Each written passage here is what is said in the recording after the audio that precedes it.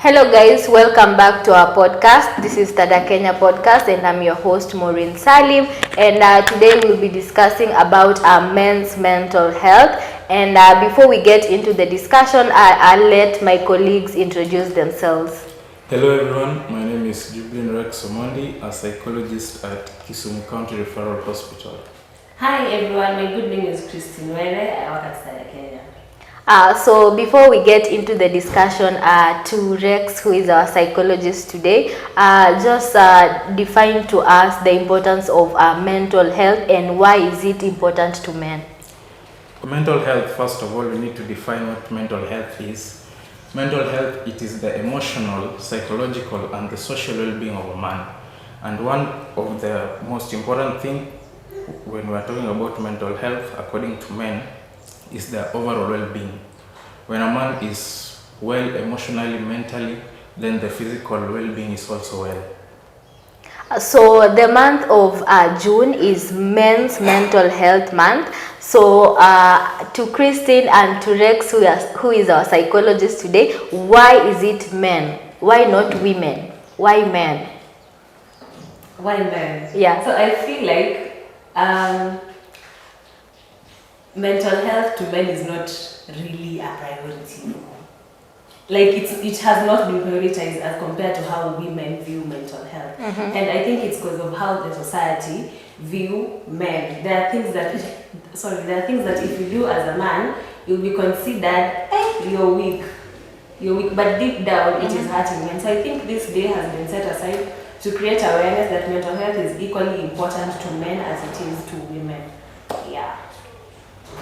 So Christine, you've said that when it comes to men, the issue to do with mental health has not been prioritized. So to Rex, can you kindly give us maybe a statistics or an estimate of the number of men that have been affected by mental health compared to women?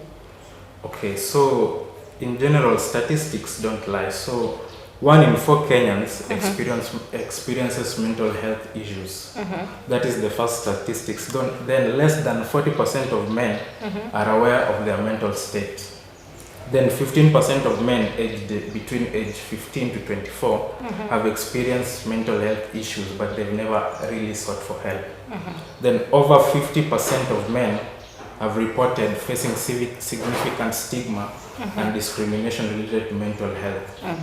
Then the last statistic, 9.1% of men in every 100,000 men die from suicide, compared to the 3.2% of women who die from suicide. So this is a very big number. So according to the society we live in, there's a way that they perceive men. So do you think that the way the community or our society perceive men has an effect in terms of their mental health? Yes, because society really views men as people who are stoic, first of all, people who should not show emotions, which this is a very negative stereotype that really affects men. So when men don't show emotion, later they become aggressive because they don't know how to show their emotions. Second of all, they face stigma. Stigma is like the negative, we can say, what the society has placed in people who are seeking help. Most of the men are looked at in a negative way when they have mental health issues and when they are seeking help. So men generally face stigma when they are looking for help. And another thing that the society has really shaped men in a very funny way, because men are perceived to be the sole breadwinners, which is something that is really affecting the men, because right now, even when we look in Kenya, we really have this burden because the economy is very tough, and men may need help maybe to sustain themselves. Maybe they have families.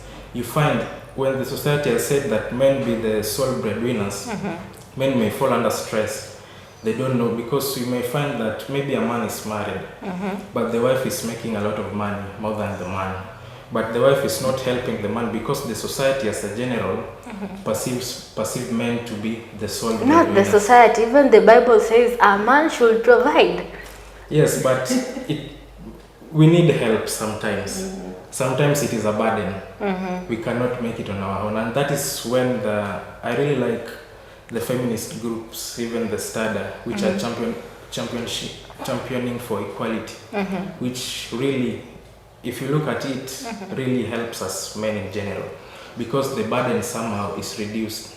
And another thing, that how the society has really perceived men to be men of physical stature. Kama una nguvu, you are not a man. Kama una muscles, when you don't show muscles, the society will say you look Weak. A weak man. You are feminine. Unaniambia nini wewe? Wale wana kitambi, you see. Society tends to look down upon them. So this is generally how the society has really impacted the mental health of men, generally in a negative way. So that is all I can say about how the society has really impacted the men. So to Christine, who has been to several male engagement meetings, is it something that our men out there, when it comes to mental health, is it something that they can come out freely and express their whatever they are going through, or is it something that they need to be pushed, or you need to ask them, mko na shida yoyote? So just give us a picture of how things go when you at the field. So I'll first start by how do I say it? Whatever Alex has just explained, to me it gives toxic masculinity vibes, and that is what we find at the field most of the time. Like you said, men don't find it easy asking for help because they'll be perceived as weak.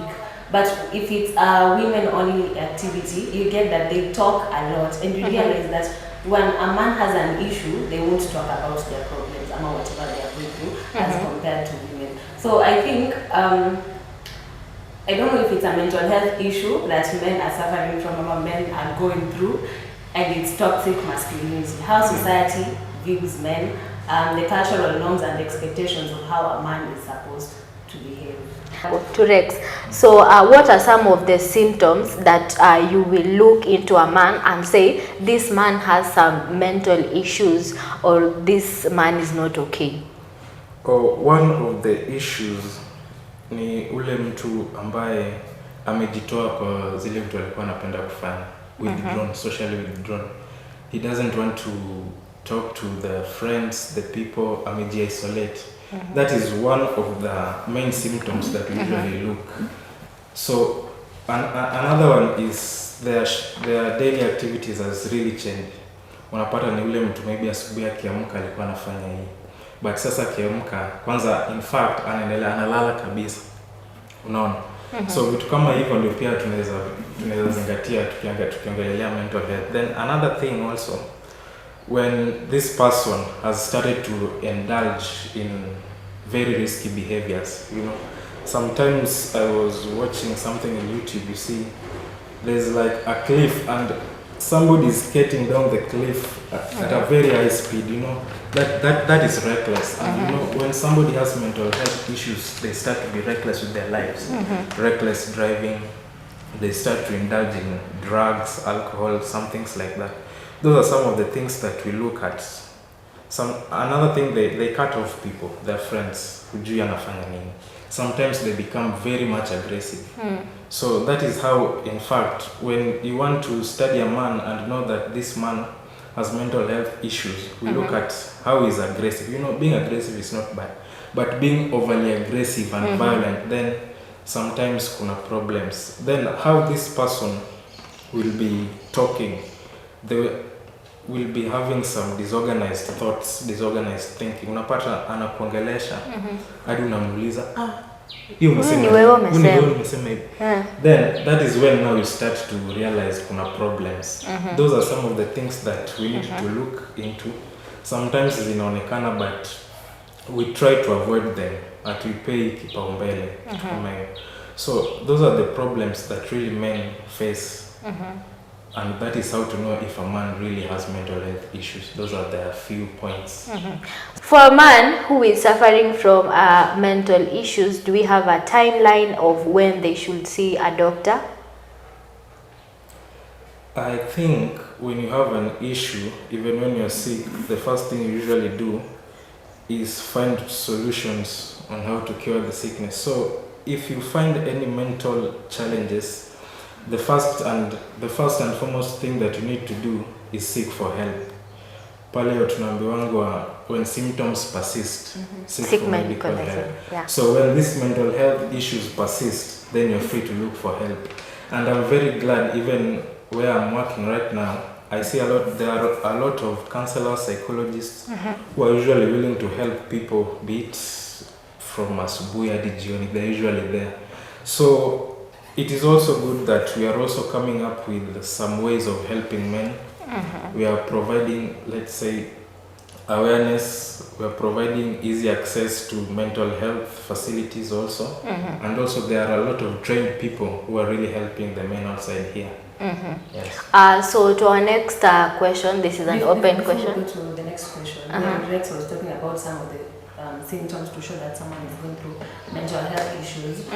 Can these symptoms later result now into mental illness? Like, do they graduate from being just a mental health into now being a mental illness? Or what is the difference now between mental health and mental illness? Because when you talk about mental health, at times, mtu anafikiria maybe you've gone nuts. Yeah. So mental health and mental illness, as I defined mental health in the beginning, was that mental health, it is the emotional, the social and the psychological well-being of a man. Now, mental illness is the exact opposite.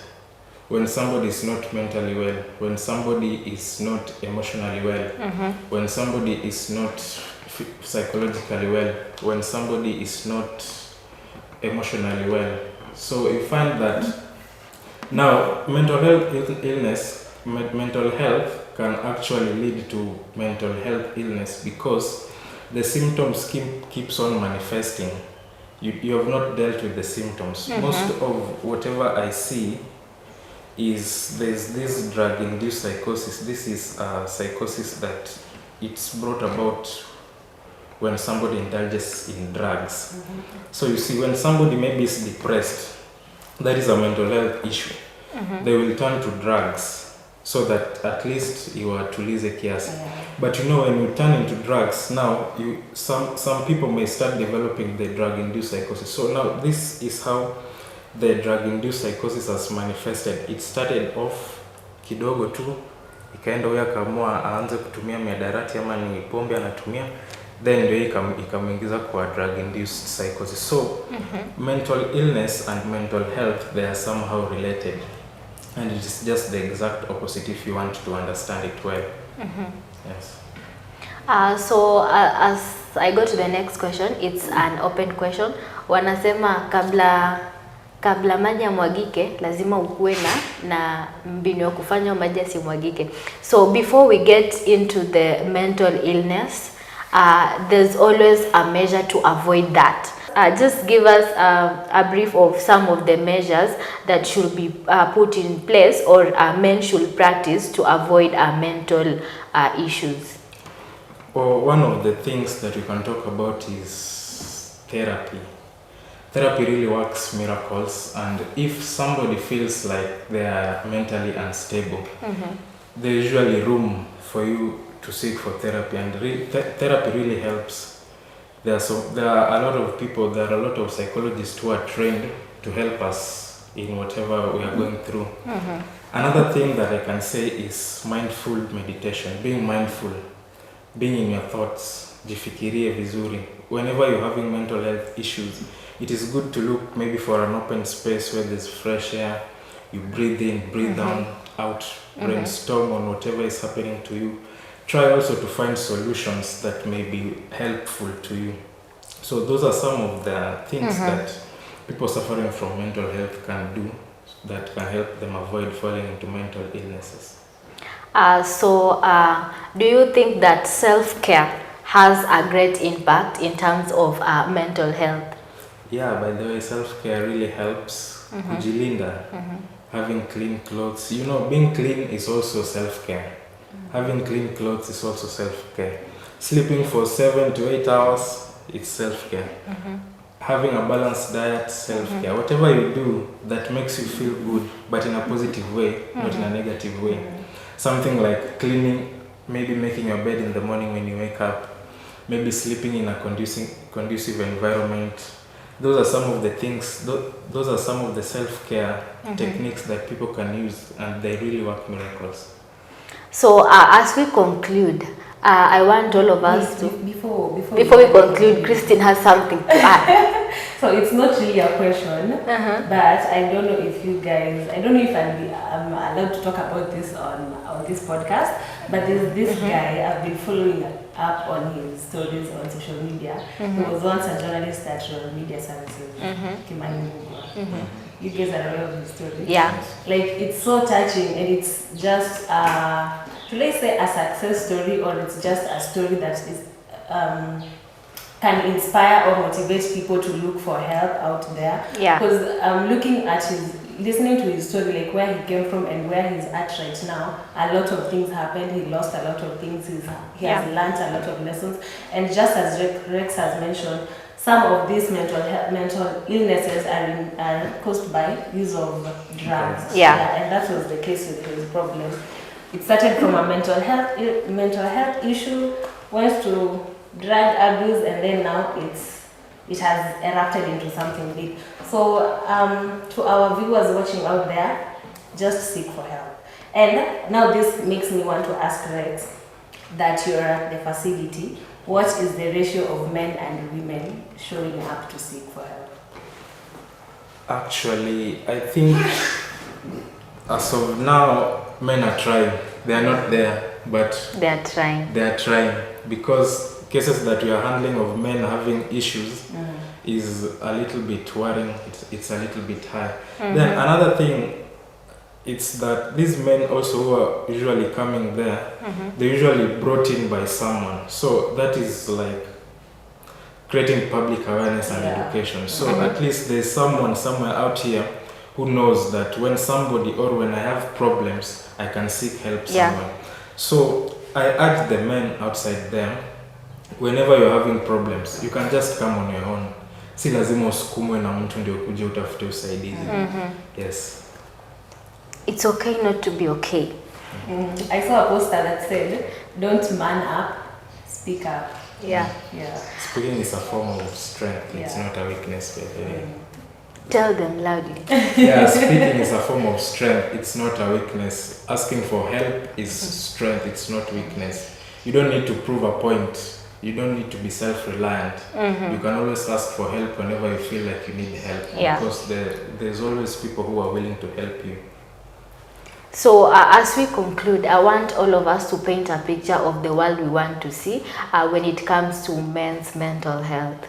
We'll start with Christine, then Rex, then maybe someone behind the cameras. Okay, that is a story for another day.